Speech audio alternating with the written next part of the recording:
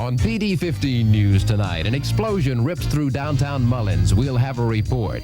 Penny says much-needed rain may be on the way. And Al has a preview of the Rockets-Celtics battle.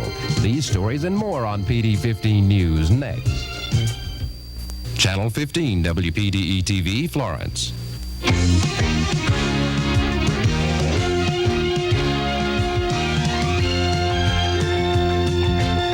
PD 15 News, the 5:30 edition, the PD area's first local report of news, sports, and weather. Good afternoon. Here's what's going on. A tanker being loaded with liquid oxygen suddenly exploded this afternoon at the Marvel Light Company in Mullins, and it killed, no one was killed in the incident, but the driver of the truck, identified only by the last name of Collins, was taken to the Mullins Hospital for neck injuries. He is in stable condition at the hospital at this hour. Firefighters arrived within 5 minutes and quickly gained control over the blaze. They continued to spray water over the loading equipment and the truck in an effort to cool both of them down to avoid another explosion. There is no official word yet on the cause of the explosion, but one worker told PD 15's Jim Dolan that it is believed to have been caused by faulty loading equipment. A complete investigation will be conducted according to authorities. Several houses in the area were evacuated, and the area is still being blocked off at this hour. In Florence late this afternoon, at least 4 people were injured when 2 cars collided head-on at the intersection of Church Street and Second Loop Road. An older couple was driving north on Second Loop in an older model Chevrolet. They collided with an older model Ford driven by a young black man. He had 1 passenger with him in the car. Both men in the Ford were taken to McLeod Hospital after paramedics put neck braces on them, and the older couple were both placed on stretchers and taken to McLeod. The names of the 4 injured are Mabel and Leland Dennis and David McKenzie and Eli Burgess. All are in fair condition in the emergency room. Today is Election Day in Florence. At least 4 people, 3 seats I should say, are up for grabs in the District 1 school race, and Florence residents are casting their ballots for 4 council positions. Jeannie Griffin visited the polls today as voters picked the winners. Florence, voters cast their ballots for several candidates. 2 city councilmen, Haig Porter and Ben Dozier, are seeking re-election of their seats with no opposition on the ballot. District 2 Councilman John Sellers is opposed, however, by businessman Jerry Raspberry. And candidate E.J. McIver, president of the Boys Club, is seeking the District 1 council seat, now held by Mordecai Johnson, who was defeated in the runoff. 9 candidates are vying for the 3 school board seats available. Those include President Board Member Kitty Allen and Vera Graham, George Jordan, Gene Robertson, James Byrd, Freddie Jolly, Dr. Charles Reeves, Jimmy Al, and write-in candidate Jack Myers. The new officials elected today will walk into major situations. City Council is now facing budgetary discussions, and the school board is in the process of selecting a new superintendent. Jeannie Griffin reporting for PD 15 News. There are 6 candidates going after 4 positions in Timminsville. 2 candidates are running for the job of mayor, the incumbent, Ralph R. Carter, and L.B. Jazz Mathis, a man who used to be mayor. The other 4 candidates are after 3 town council seats. 2 are incumbents, Dover Bowman and James D. Pigate. The other 2 candidates are Howell B. Anderson and Thomas J. Levine. The council candidates with the 3 highest votes will win. If a runoff election is needed, that will take place in 2 weeks. Back with more news in a moment. Give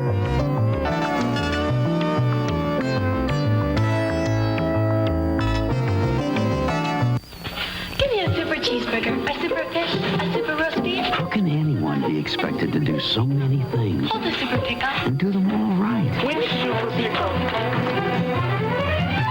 At Kentucky Fried Chicken, we just concentrate on one thing. Cooking wholesome chicken, fresh, tender, and juicy the Colonel's way. It's all we do. Maybe that's why it's so good. Great chicken. Kentucky Fried Chicken, we do chicken right. The next 60 seconds are for men and women who want to succeed in business. For 60 seconds, I'm going to talk about something that can help you. This, the Wall Street Journal. The Journal is the only national daily business publication.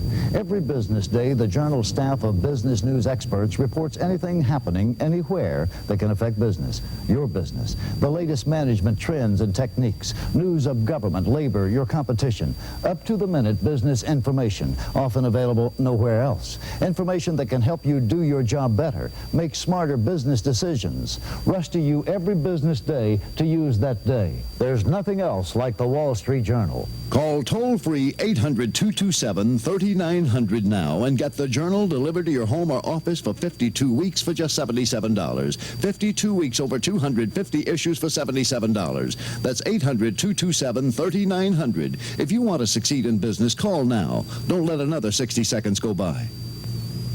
South Carolina's plan to desegregate its state-supported colleges and universities got the okay today from the federal government.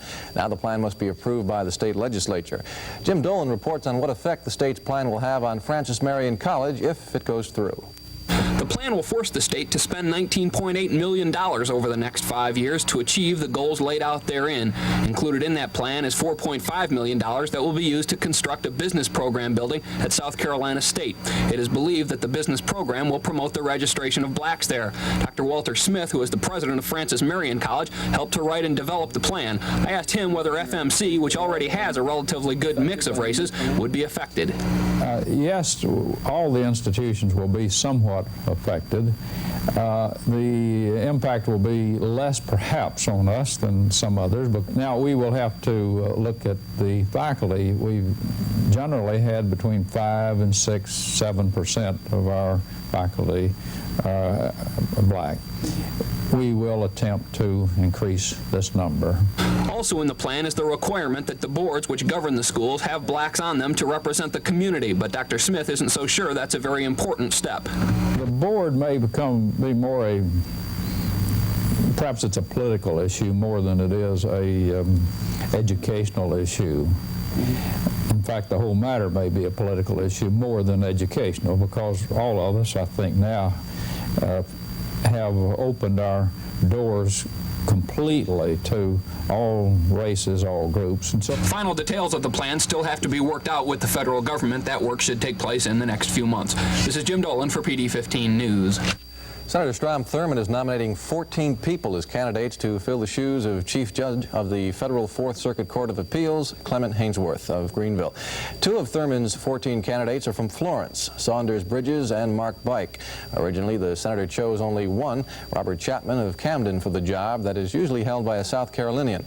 But under a new administration policy, Thurmond was asked to submit 13 more names to Attorney General William Smith. Officials of the State Tax Commission say the state faces the prospect of operating in the red for the first time in 5 years if revenue collections don't pick up soon. The Commission reports if revenue collections don't pick up this month and next, the state will take in $25 million less than it will spend this fiscal year. South Carolina's economic outlook looks pretty good to James Morris, chairman of the Governor's Board of Economic Advisors. Morris points out that personal income in the state went up 155% during the last decade and predicts income growth will continue to do better than the national average. The state Senate today put off debating the second part of Governor Dick Riley's spending limit package until tomorrow. The reason? Marlboro Senator John Lindsay said several committees needed to meet this afternoon, so he recommended delaying the spending limit debate one day. So the state Senate ended up calling it a day early this afternoon. Many health care facilities in the area have been aware of a nursing shortage for some time, but this weekend the General Assembly came out with some figures on the nursing deficit.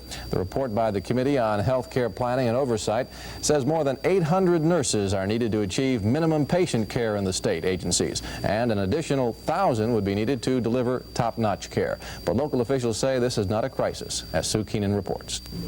Some 457 registered nurses and 306 licensed practical nurses are needed in the state's facilities, and the shortage is likely to increase by 20% if drastic efforts are not made to retain the nurses now. So says the report, which is no news to the healthcare profession. Vi Langley chairs a state committee which has been examining the problem for some time, and is director of nursing at McLeod Medical Center, a private institution. She works hard at staying ahead of the stiff competition when it comes to recruiting nurses. The nursing shortage in the local area, in the state, and the country has been coming for some time. Technology has increased. There are more things that can be done for patients. The patients are getting older. They require more care. Patients that are in the hospital in our general medical surgical units are probably as sick today as the patients who used to be in our intensive care units several years ago. We have An increase in the quality of care, Langley says, has created a greater demand upon skilled professionals, and this, in combination with more fields that are now open to women, have reduced the number of nursing school graduates. The PD Mental Health Center, a state agency, has 2 open positions on its normal staff of 5, and Executive Director Harold Diggs says he finds it hard to believe there's a shortage when some 30 to 40 nurses have applied for the position. The shortage in this special care area, he says, is due mainly to the requirement of a psychiatric nursing background. He expects to fill the position soon and does not think the deficit has been hurting his level of care. Sue Keenan, PD 15 News. Well, welcome back, stranger. You haven't missed a heck of a lot weather-wise. I think the sun worshippers are still happy and the farmers are still complaining. Right, and I almost hesitate to say that there's a chance of rain coming our way now. I thought maybe we ought to just ignore it and maybe it would come on in. Every time we look for it, it tends to go the other direction. But there is a chance that we're going to get some, perhaps tomorrow, perhaps Thursday. I'll have the details for you on that in just a moment.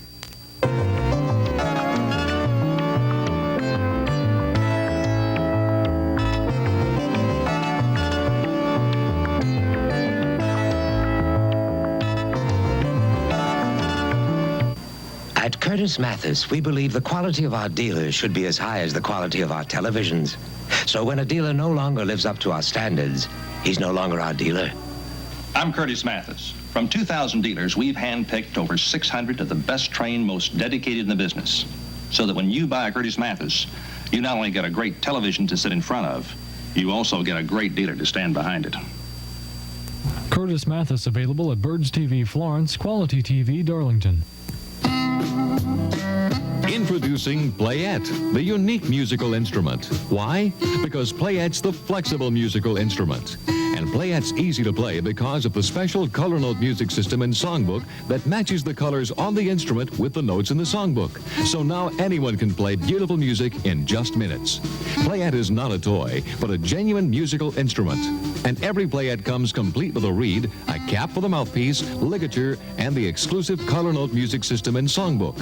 Remember, Playette is the unique, flexible instrument designed to give you or anyone in your family hours of musical pleasure. Playette comes with a full money-back guarantee and is available now for this low price. Here's how you can get yours right now. To order, call 1-800-321-1313 or save the $3 COD in handling by sending $12.95 to Playette. P.O. Box F15, Florence, South Carolina. That's $12.95 to Playette. P.O. Box F15, Florence, South Carolina.